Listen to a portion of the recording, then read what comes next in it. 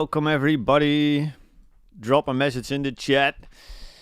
I know it's not super busy just yet, because I'm assuming most Europeans will have no knowledge of the daylight savings that have gone in over in Canada already. So they're gonna think this Q&A call is gonna be an hour early. But yeah, I'm hanging out with you guys. Let me know if you guys are here already. Let me see. And then we're gonna get started here. Daylight savings. Here we go.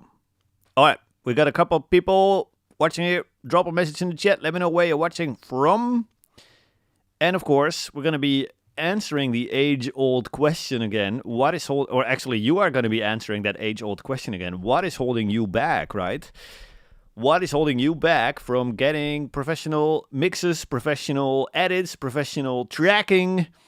Building up your business, anything that is holding you back right now from reaching whatever goal you have in the studio, whether that's to just make a nice part-time income or whatever, or whether you want to be a full-time professional. Let me know what's holding you back. In the meantime, we have a couple of questions that were posted before this call in the community there. Hey, what's up? We got Mike here. I think Mike Eisenberger. Good to see you, man. We got OSM Photography already. Awesome. Good to see you guys. Max is here. Awesome. All right. We got a couple people slowly rolling in here.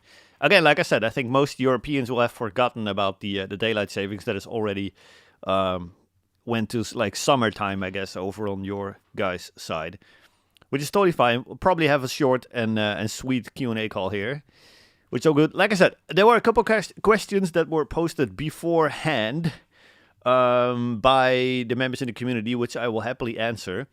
And in the meantime, guys, drop your questions if you have anything, because now that we have a very small and very chill call, there's going to be a ton of attention if you have any questions for me. So drop it in the chat. If you got any big questions that you were like, okay, I need a little bit more time than the 2 minutes that you usually get on these calls, now is your chance. Oh, heck yeah, Michael Sullivan. Awesome, man. Good to see you. Work account, yeah, that makes sense. Totally. What's up, Lucas? Good to see you, man. Nathan here from the Netherlands. My fellow Dutchie, unofficially. Love it, man. All right, let's check out these questions in the group here. Max is asking, for example, 4 years, I've had steady improvement, professional results, a great website, but no new clients and difficulty getting them. I need more info than that for sure in order to really answer this question and just dive deeper into what is actually going on here.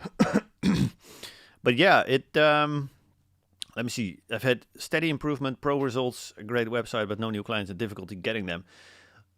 So if your results are professional and you're showcasing them on a website, then my only guess would be maybe you're just not talking to enough people then. And you're just not building enough new connections.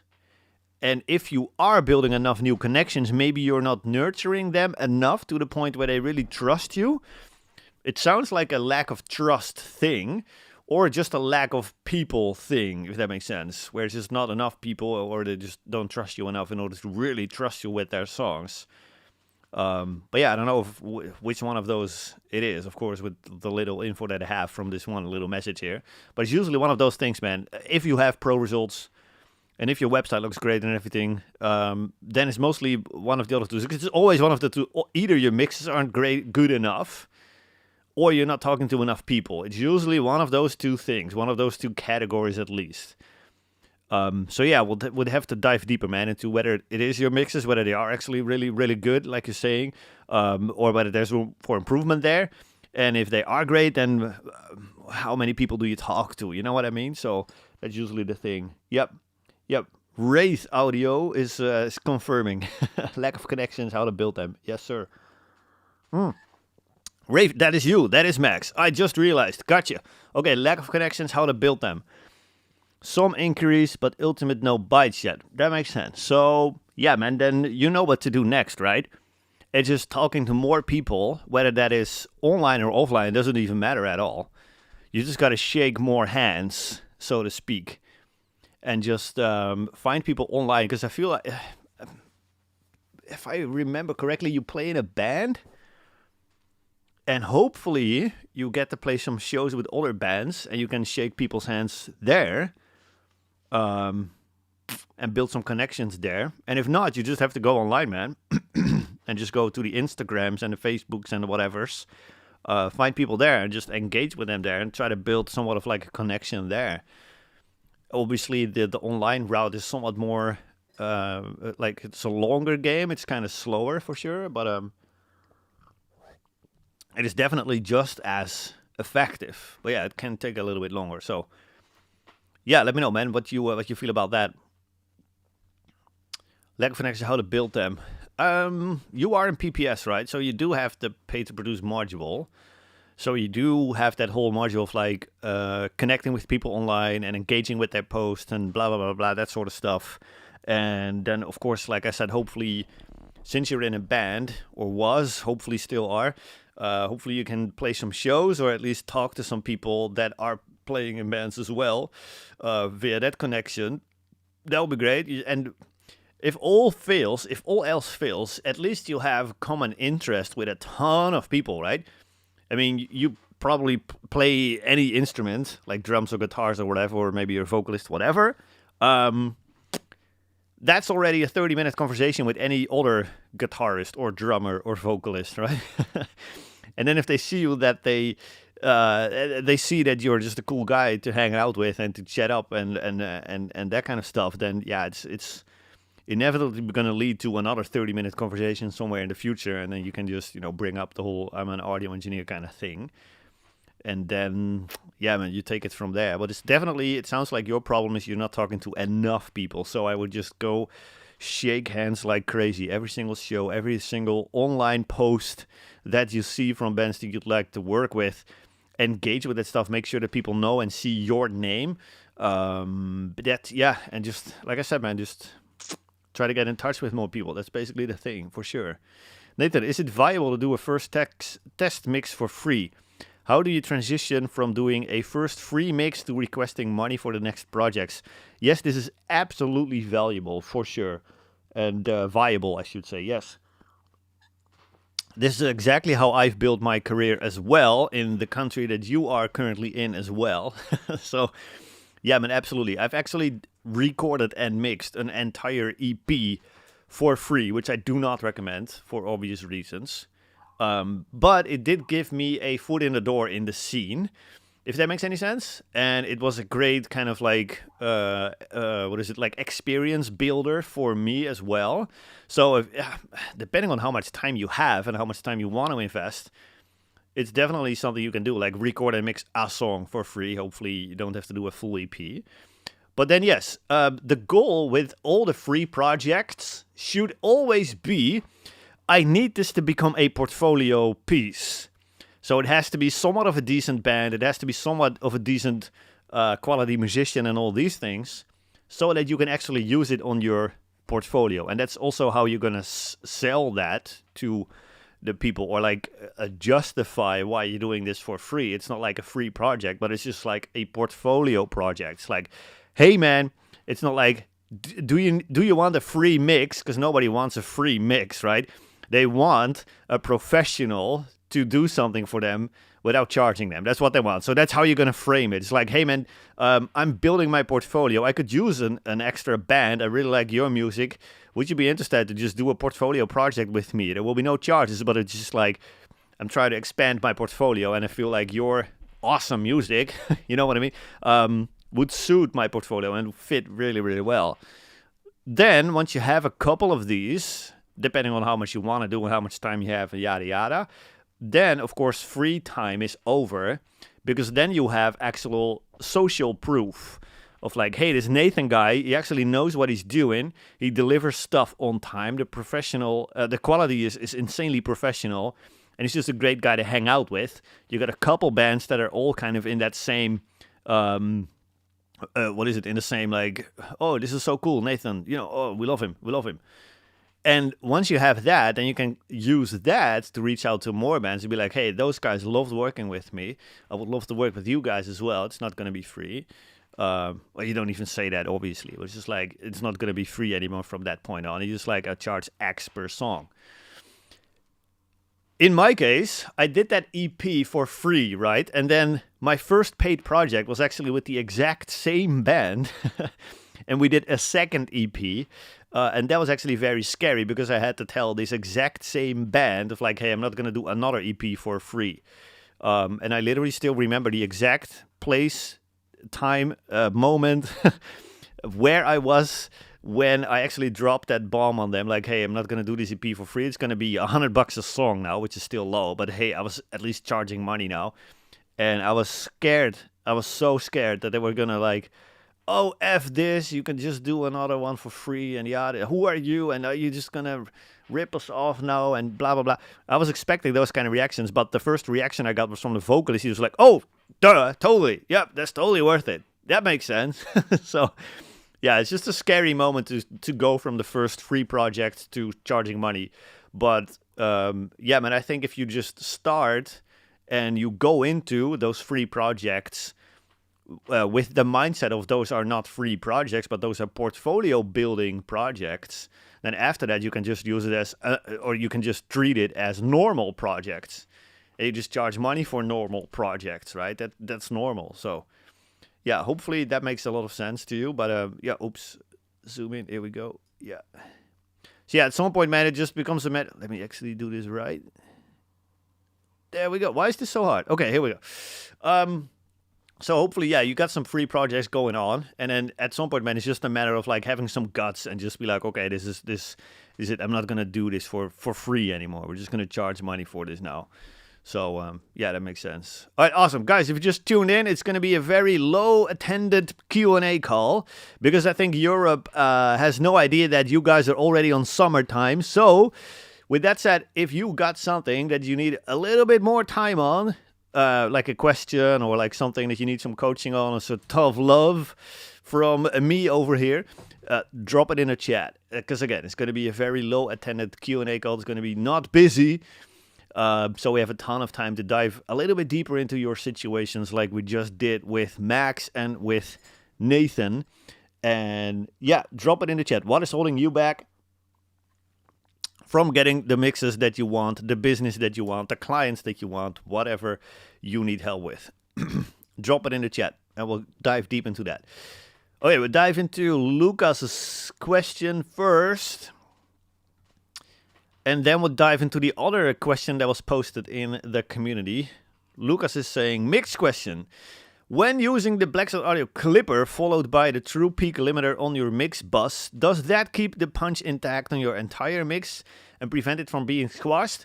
Yes, depending on how much you squash it, right? I mean, if you got plus 15 on the clipper and then plus 15 on the limiter, it's still going to be very squashed, obviously.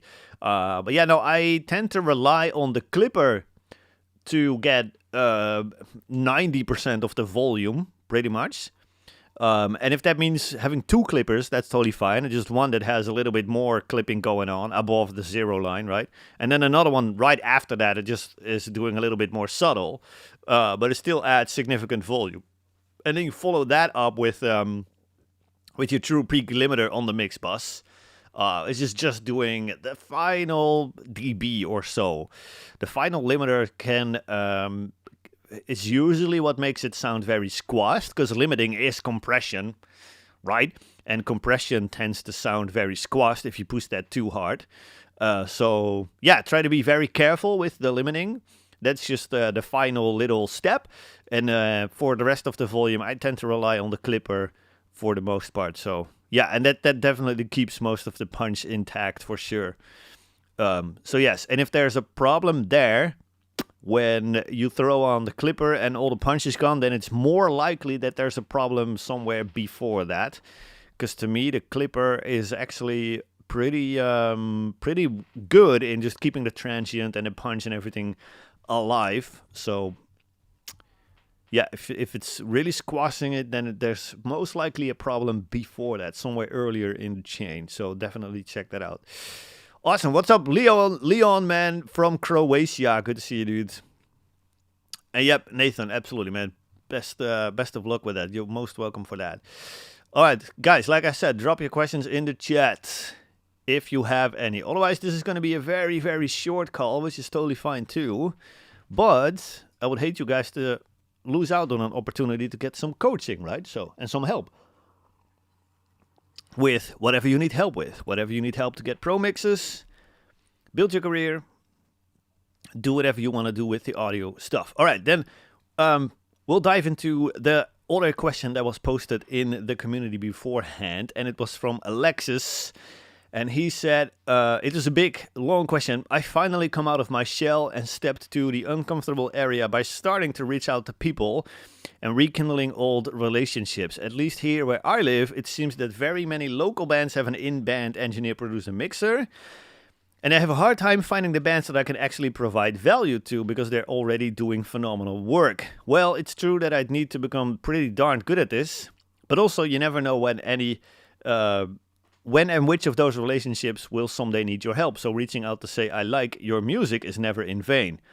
Anyway, at this early stage in my producer journey, it is probably better to just enjoy music people make, give my blah, blah, blah, blah. But yeah, I'm struggling with landing portfolio projects. That's basically the question. What would be a good routine to maintain daily? And what sort of CRM do you recommend? Oh, okay, so we're looking for portfolio projects, and the issue is that most people or most bands seem to have an in-band engineer, producer, mixer. That can be true. That a lot of local bands already have a guy in the band that enjoys recording and mixing and everything. Yes, absolutely. And I'm working with bands that have professional engineers in them as well. So do not let that stop you from shooting your shot, is what I'm trying to say. This band that just released a track last week or something, it's called Changing Tides, a Dutch metalcore band.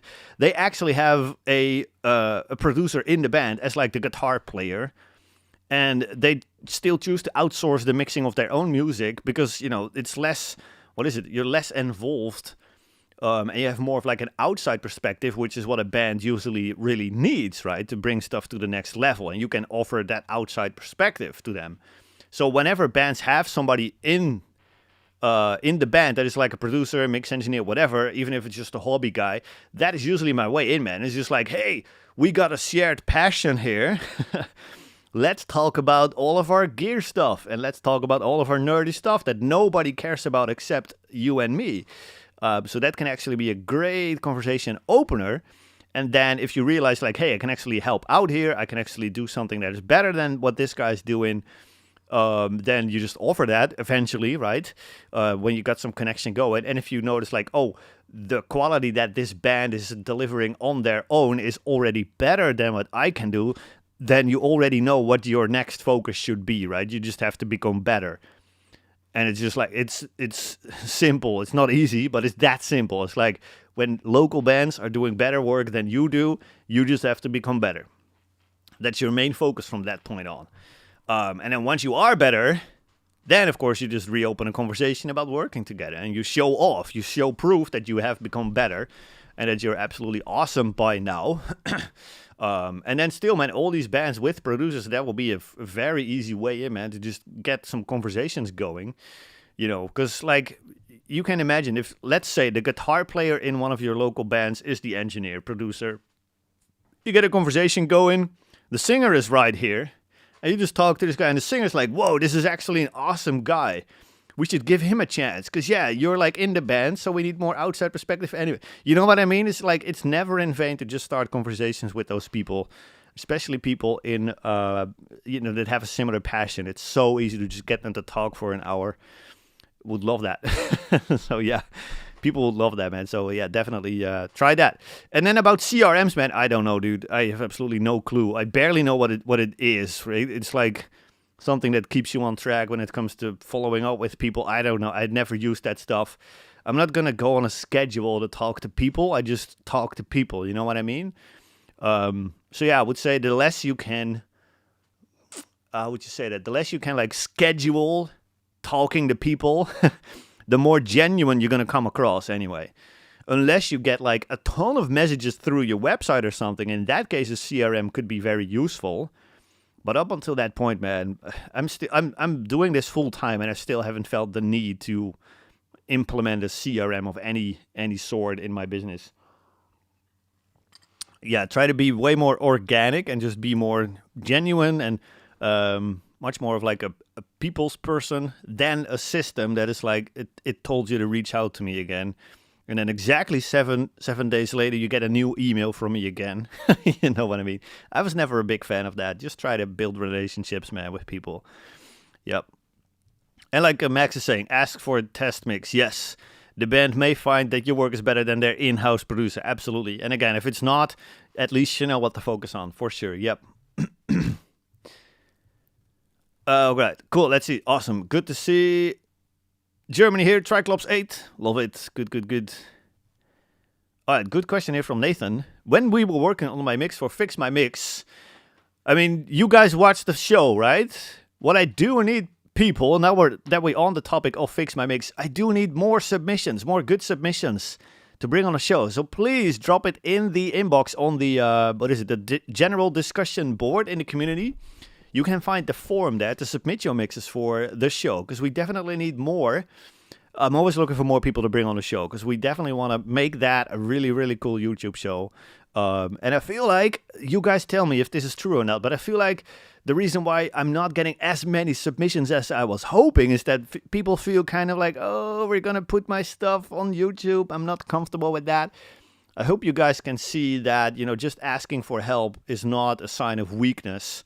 But it's actually a sign of maturity, of like, okay, I can take this far, and I just need a little help and a little insight in order to push it to the next level. And that's exactly what the show is for. It's not to put you on display of like, oh, look at this amateur here. And the comments on the shows have been absolutely wonderful as well. So drop your mix in the Fix My Mix inbox for sure, if you can. I would love to work with any of you guys that are on the show here today. So back to Nathan. When we were working on the Fix My Mix show, you seem to have in mind already 1 or 2 snares and 1 or 2 kick drums that you want to use. Do you only use a few samples, or do they change per project? Yes, to both. Yes, I mostly use the same kick and snare samples, but I will blend them in a unique way. So let's say I got kick A, kick B, kick C. On one project, it will be a ton of kick A and just a little bit of kick C. And on the other project, it will be like that, just to create kind of unique sounds. Because what I don't really like is when you can tell from just the drum samples which engineer has mixed it. At least for most cases, right? I'm not a massive fan of that. Even Zach Sarvini, he used the exact same snare in every single mix, and I love it. I love it to death. But it's like, I wish you could, just use a couple different samples, at least sometimes. So yeah. But yeah, definitely have my go-to samples for sure.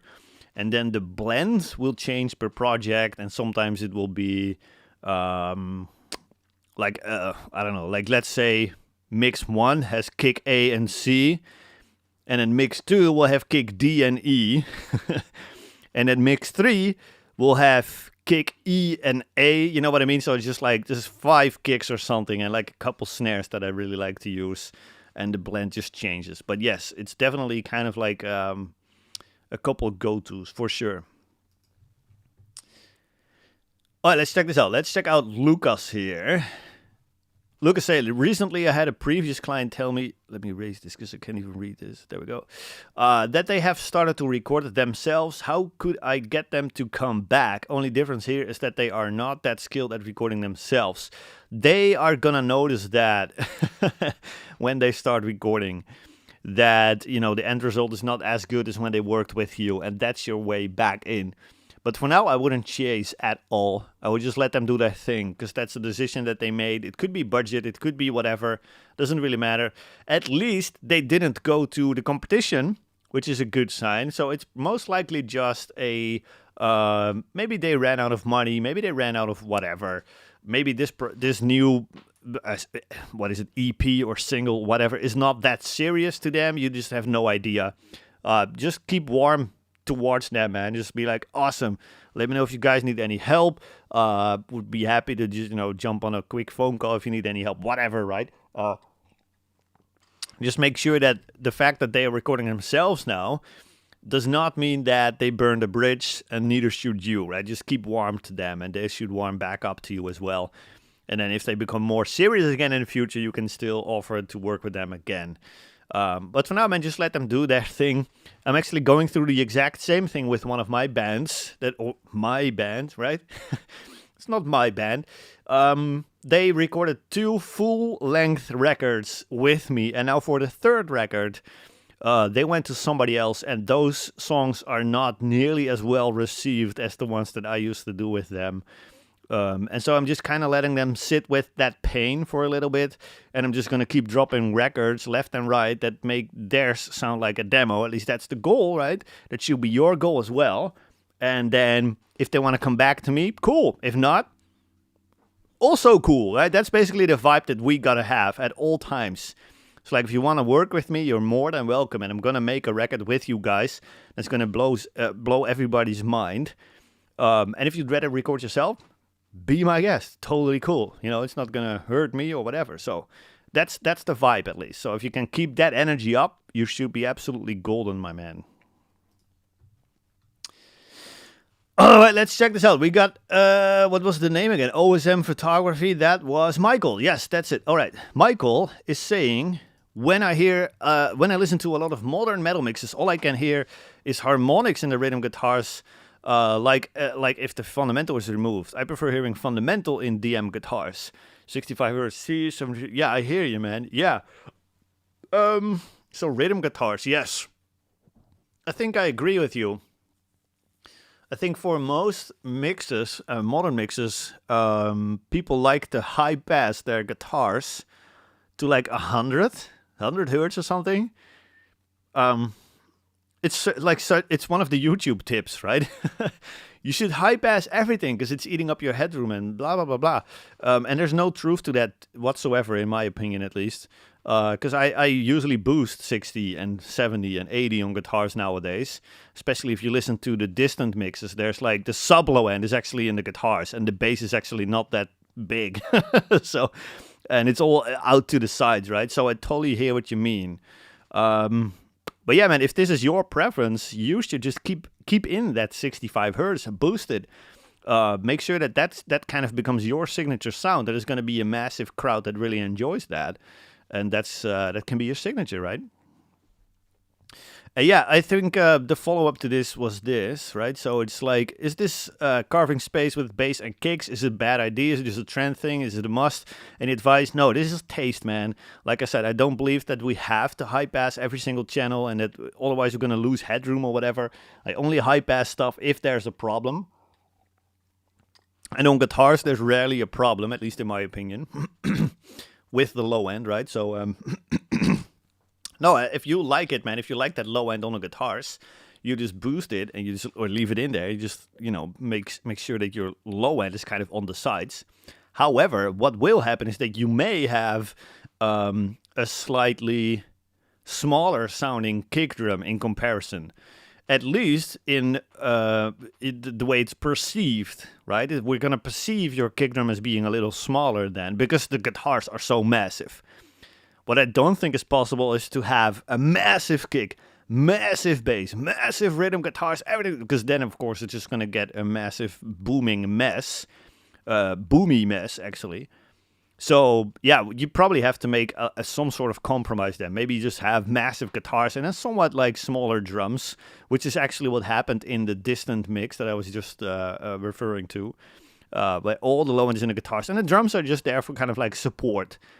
And in most metal mixes, it's the other way around. The drums are massive and the guitars are just kind of there. And therefore, the guitars don't have a lot of low end in them. So, yeah, it's preference, man. If this is your sound with more low end in the guitars, totally just go for it. Don't feel like you have to high pass stuff because YouTube tells you to, right? So, yep, absolutely. All right, awesome. Let's see. Awesome. Yes, please. Yeah, that would be more than welcome, man. I want to bring something unique to it, more symphonic power metal. Dude, yes, sir. Please do. That will be really cool. Hey, Max. We're bringing Max on the show very soon. Love that. Love that. Very sick. Okay, let's check out this question here from Leon. I have a problem with mixing super organic music like just piano or acoustic guitar and vocals. I still want vocals super compressed and in your face, but still don't want any noise. Mouth noise, let's see, mouth clicks, compression artifacts, they are very hearable when there's nothing else to mask it, if you know what I mean. I do know what you mean. Do you have any tips and suggestions for that? Yes. So, probably yes. You do want a lot of compression, but you want probably a little bit different style of compressor when it's so isolated. So the Telos Vocals plugin, for example, you have the control and you have the push, right? Those are the two compressors on the Telos Vocals plugin. The control is basically based off like a distressor, like a compressor on the way in kind of thing. So it's just like meant to make sure that every syllable, every word is roughly in the same ballpark in terms of volume. And then the push is really that character, that CLA compression, right? CLA 76 is what it's based off, with like, you know, somewhat medium attack, very fast release. So it's definitely way more aggressive sounding. In a case where it's more isolated sounding, like here, where it's just a guitar and a vocal, I would rely way heavier on the control, so on the distressor type compression, which in my opinion is way more transparent but still does the same job, and a little bit less on the CLA 1176 type compression, because that is obviously way more aggressive and it's going to be way more audible in an isolated mix like that. Same with piano. That's one tip. The other tip I would have is definitely try parallel compression as well. So that will probably give you the benefits of both, where you still get the character of that compression, right? Because I think you mentioned you like that. Yeah, you still want super compressed in your face vocals, but still don't want any noise. Yeah, definitely try parallel compression on the guitar, for example, or the piano as well, where you take that a little bit too far, where you get a little bit too much of the mouth noise and the compression artifacts, and then you just blend that in parallel. And again, that gives you the best of both worlds. So yeah, those are my two things, man, for sure. Definitely try to rely a bit more on the distressor type compression. So on Telos Vocals, that will be control. And if that just, doesn't work or whatever, doesn't give you the flavor that you want, try to still do very aggressive compression, but then blend it in parallel. Then you should be good with that. Alrighty. Let's see. Oh, yeah, that makes sense. Yeah, don't reference too much in that case, for sure, because you can go absolutely crazy when it comes to referencing. So yeah. Yeah, just check it for like general guidelines, but don't try to chase the sounds, I guess. Yep. And if you do need reference tracks with more low end in the guitars, check out the distant stuff. It's deathcore, so it may not be your cup of tea. But at least all the low end is in the guitars in that mix. Max, in mastering, it is a tendency to high pass the guitars on the sides to mono the low end. Yeah, I don't know what's up with that. I have no idea why they would do that. If that's a master that I would get, I would definitely send it back and just tell me like, yo, I need the low end back there, dude. Unless, of course, it is a master for vinyl. If they want to print LPs, then of course you have to get the low end in mono.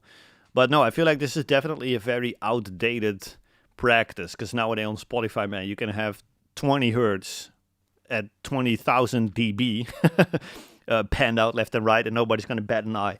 So the whole like low end should be mono thing is definitely outdated in my opinion. You can have a ton of low end now. So yeah, absolutely.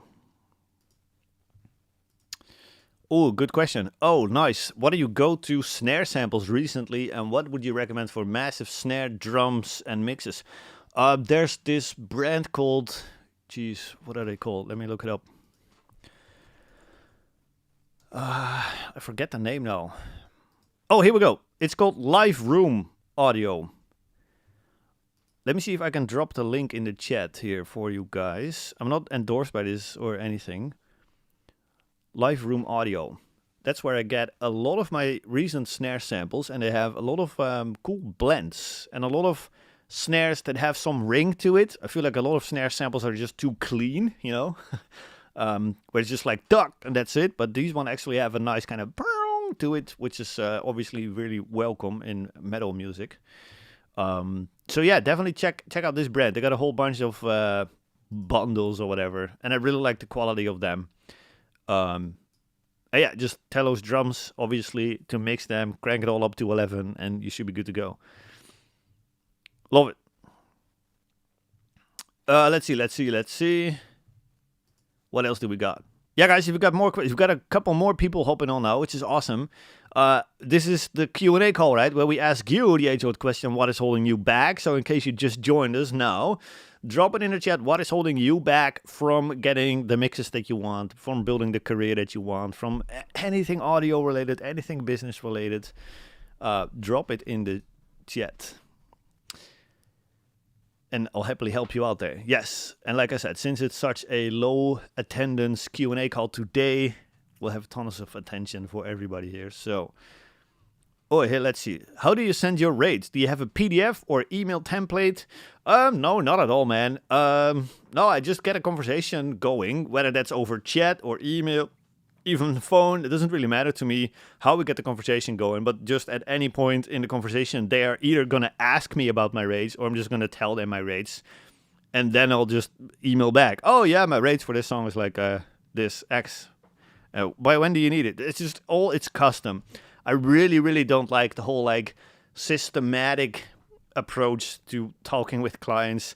I don't know how people do that. It just doesn't really work for me at all. I just really like to, I don't know, just have, I guess, custom conversations where I'm just kind of present with the people, right? And just like hear their story a little bit, hear what kind of mixes they're looking for, and just like see if we're a good match. And then, like I said, they're just going to ask you, and I'll just be like, hey man, yeah, awesome. Yeah, sounds great. Yeah, I love this too. Yes, and more things we talked about, blah, blah, blah. Oh, by the way, my rates are X per song. Let me know if that works. By when do you need it? Hit send. So you just keep the whole conversation super natural instead of sending a super, what is it, like systematic PDF or template or something. I don't know. It just doesn't work for me. So yeah. Oh, dude, I have no idea. I don't remember if I used those on the Fix My Mix show. I don't remember. There's the one shot I used, I think, which is definitely not from Live Room Audio. But I don't even remember where I got that one, actually. So, so no idea.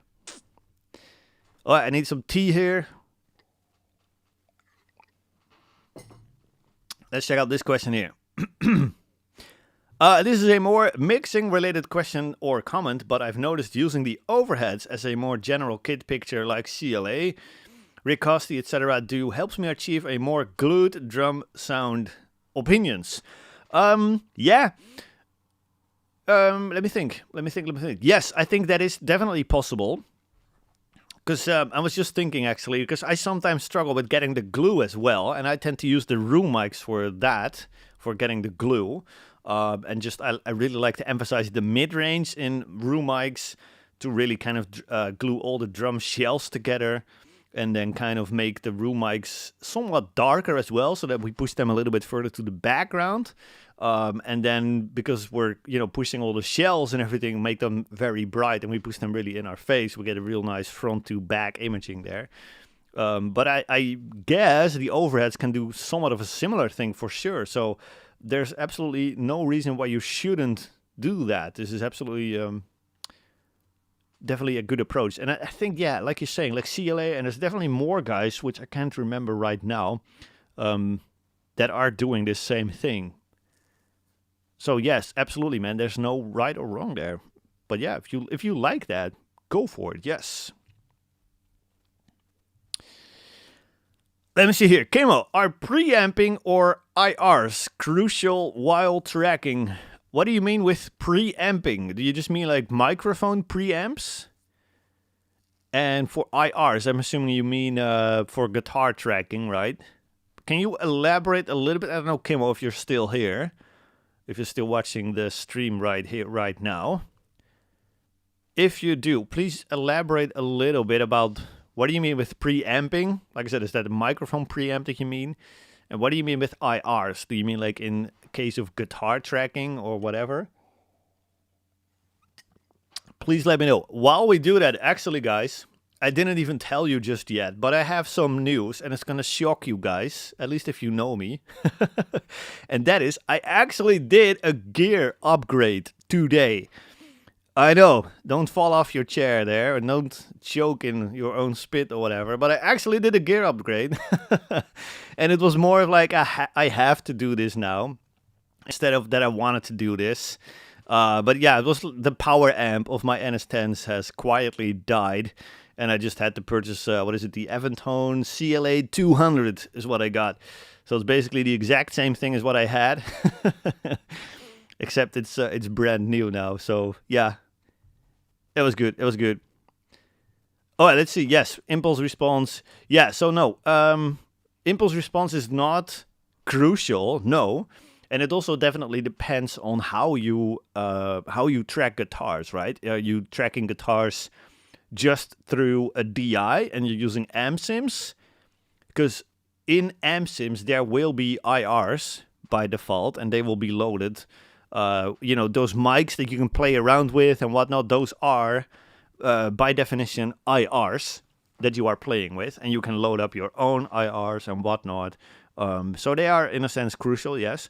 If you're checking live guitars, you just got a microphone in front of the amp, in front of the cab actually, then no, because that will be basically your IR. That will be your sound, right? So there's that. For preamping, yes, it is very crucial to have a preamp, but an interface is a preamp, right? So if you just plug a microphone into your interface, that means there's a preamp in there. So you don't need an external preamp. Like you don't need to have an external Neve preamp or whatever. Absolutely not. You can just do the onboard preamps on your Focusrite. Absolutely fine. So yeah, fight me for that. No, they're absolutely good, man. So yeah, but a preamp, what it's doing, the little electrical signal that will come out of a microphone when you talk into it will be so low that your computer can barely even recognize it and see it and whatnot, and it's just too low for your gear to start doing its thing. And so yeah, you just gain it up so it becomes a louder signal, and then you feed it into either your computer or into your outboard compressor or whatever. So yeah, it goes from mic mic signal into line level signal, I think is the right word for that, after your preamp. And then it goes into, again, either your interface or either your computer or your outboard gear. Yep. Yeah, are you kidding? Yeah, no, I'm not kidding, man. Serious.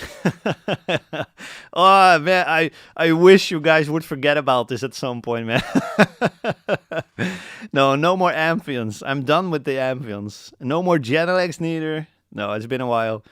No, for those of you that don't know the story, I actually bought Amphion speakers twice. Not once, but twice, because I thought they were going to be an upgrade from NS10s, and they were not.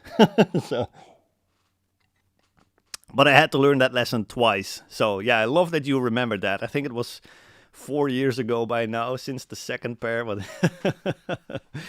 no, I love that. Let's see here. Where do you normally track drums and vocals? I have a hard time finding places for this. Just any studio, any rehearsal space that is decent, I guess. Where do you normally track vocals? So a friend of mine, he's running this spot that is basically rehearsal spaces and a little guitar lesson studio, I guess, in one. But they have the wall with the glass in it and then an extra room over there. So that's what I just rent both of those rooms at the same time. And then I just put my computer in the one room of this side of the glass and then the drum kit over there. And that other room is fairly treated as well. It's fairly dry, so it's totally cool for drums and vocals. For vocals, actually, I don't care, dude. I'll track vocals right here in my little attic. I literally don't care, man.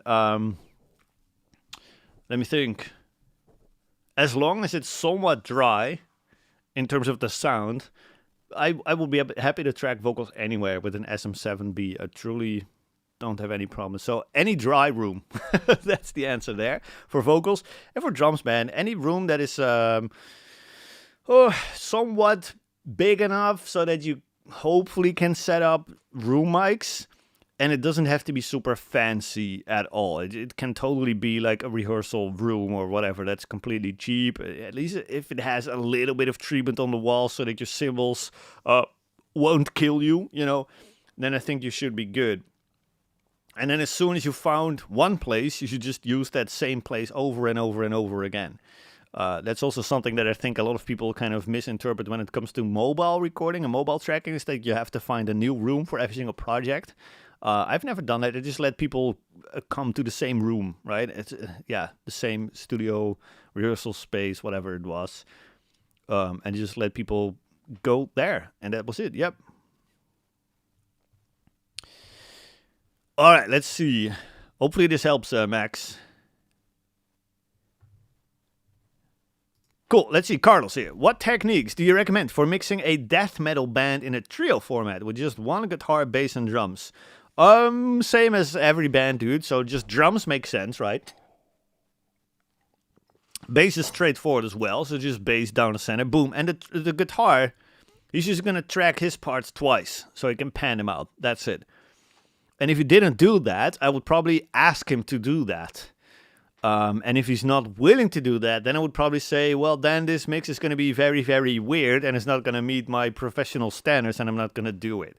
It sounds super, super arrogant, but I mean, like, this is, I would say, the left-right guitar, especially in death metal, is definitely a must. And so it's just like, you want to record your guitars twice so that we can use one channel left, one channel right.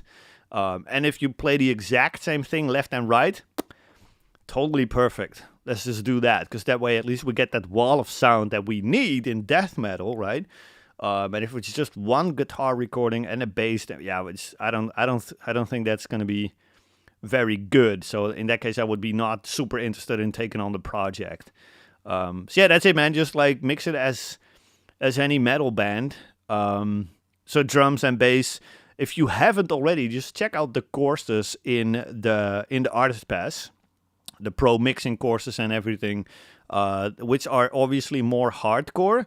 But I've noticed that if you apply the exact same principles to death metal, you basically copy Jordan as close as possible. It's going to sound amazing for death metal as well, simply because you're using different source tones. So the guitar tone in death metal is going to be a little bit more scooped and a little bit more aggressive, of course.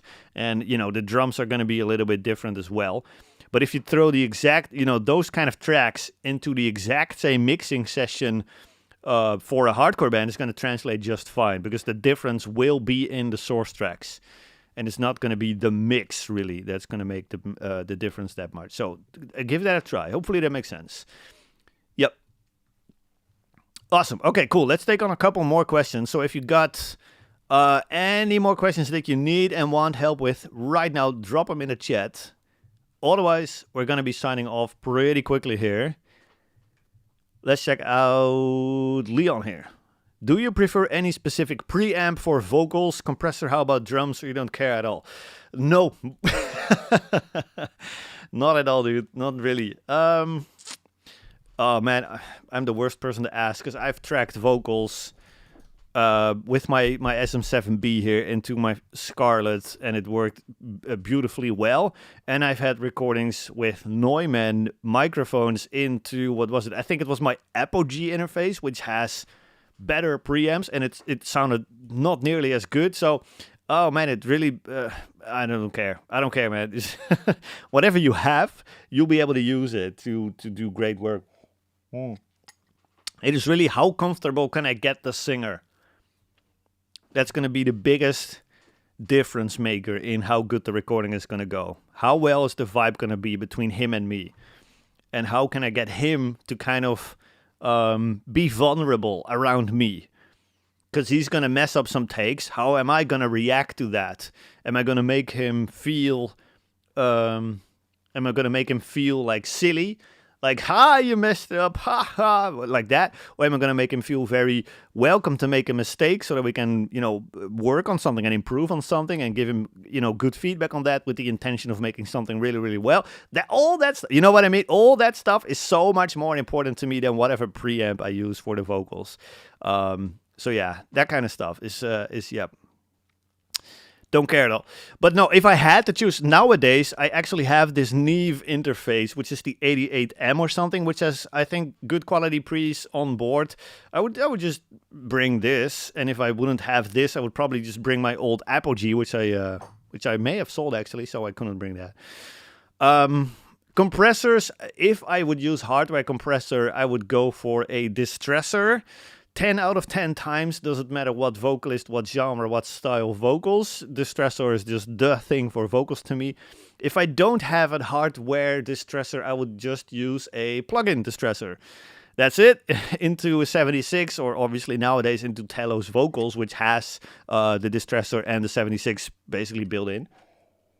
And for drums, what I have been using is literally my Focusrite Scarlett with my Behringer extension preamps, and I've used that on all of my recordings, and they turned out absolutely fine. Again, with those things, the more important thing is the tuning of the drums. The mic placement makes a lot of difference, and then again, how comfortable can I get this drummer to play and be creative and be at his best, right? Can we push a little bit more energy into his playing? That kind of stuff. All that stuff way more important than the freaking pre's and whatnot. Yep. Alexis, all right, we already answered your question, dude. So definitely want to check out the replay for sure. Yes, and yeah, the power amp. I bought a new power amp for the NS10s, yep.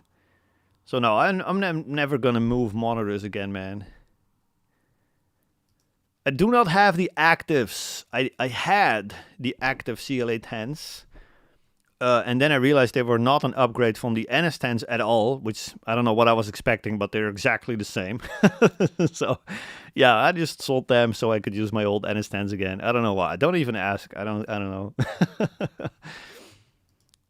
All right, Rio, should you always edit drums in every genre? Talking to some friends who have bands that I might record soon-ish, they were feeling like editing drums would destroy the raw feel that they want. Yeah, that is a very common concern that unexperienced bands and unexperienced drummers will have. If they are really going to put up a fight against editing drums, what I will say is that the raw feeling and the authenticity in the playing is not in the timing being a little bit off, but it's in the fact that your second snare hit in that fill is not exactly the same as the first one. It's not exactly as loud. It's not exactly as in the exact same place on the snare head itself. Therefore, it will sound a little bit different, and that is the raw feel that you mean.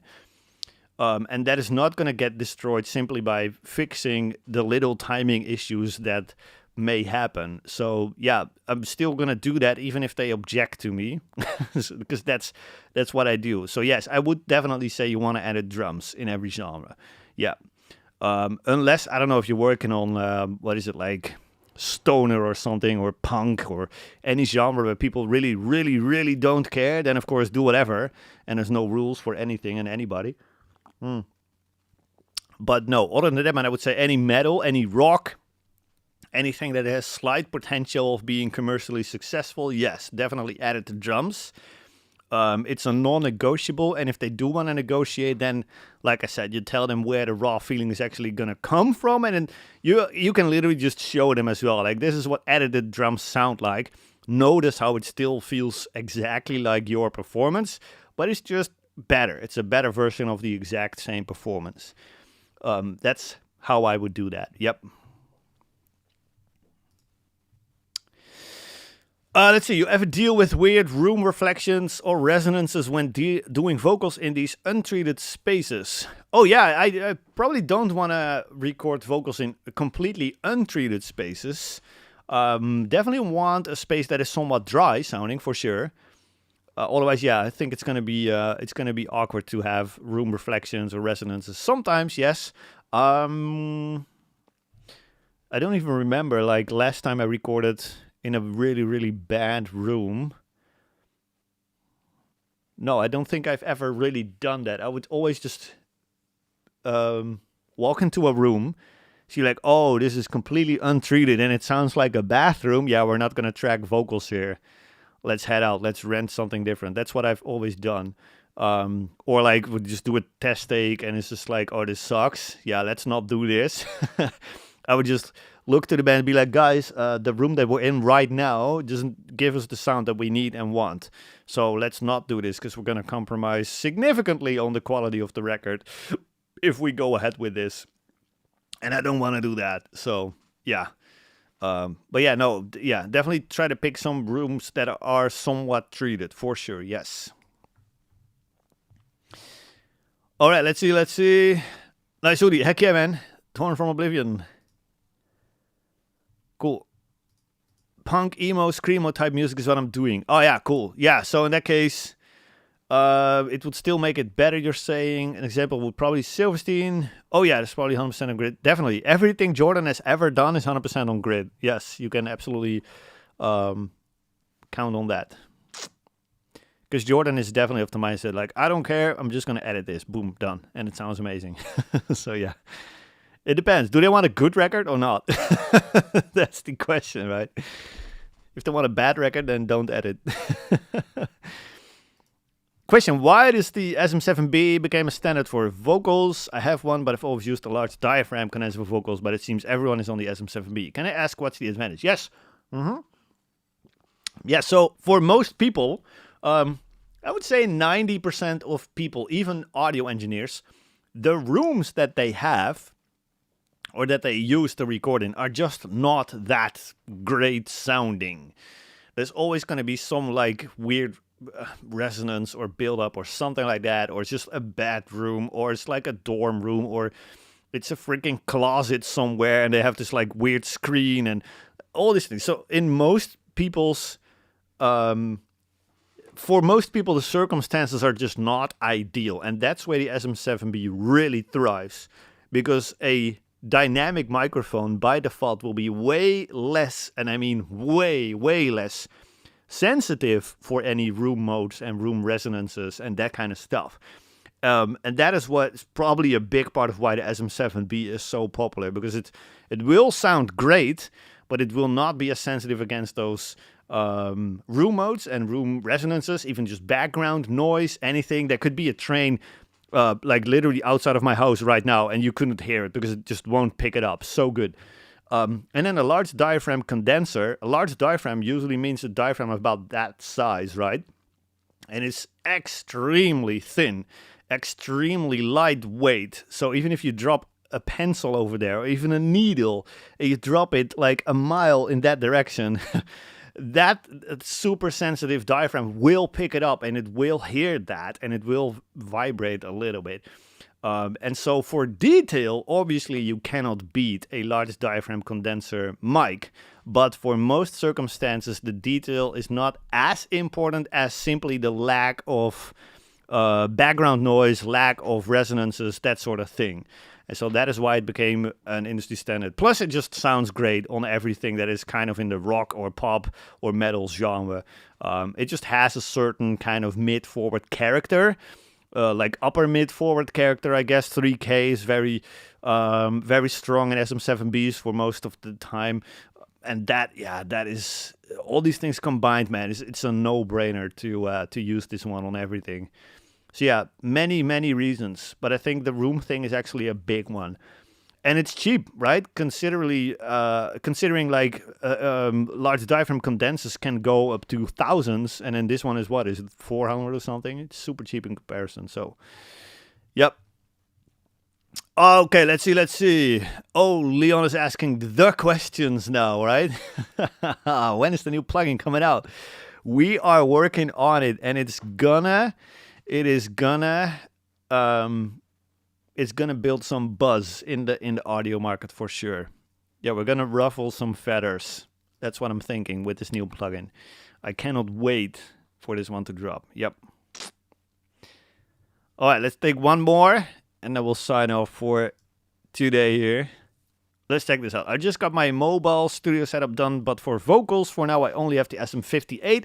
How good is that compared to an SM7B? Is it possible to get pro quality vocals with that? Listen to U2, the 90 records. These were all recorded through an SM58.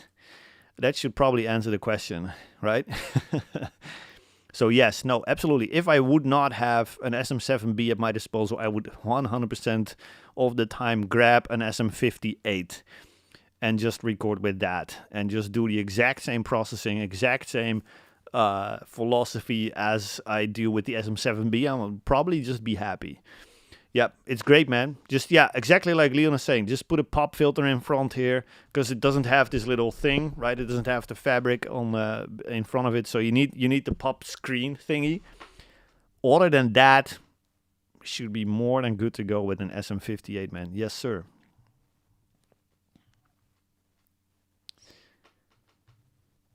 All right, let's see. Cool. I don't know if we've got more questions coming, right? Awesome. And if you do, guys, just simply drop them in the community and we'll happily help you out there. Loved it. All right, guys. This was a great Q&A call. Great conversations, great questions. Thank you all so much for hanging out and for bringing your questions. And keep an eye out for that new plugin that I just mentioned, because we're going to drop it in a couple weeks from now, I think. And like I said, it's going to ruffle some feathers in the audio community. It's going to be one of our most interesting plugins to date. So yeah, with that, I'm just going to leave you with that little tease there. Have a great rest of your day, everybody, wherever you are. We'll see each other in the community very soon. Take care, everybody. I'll see you all.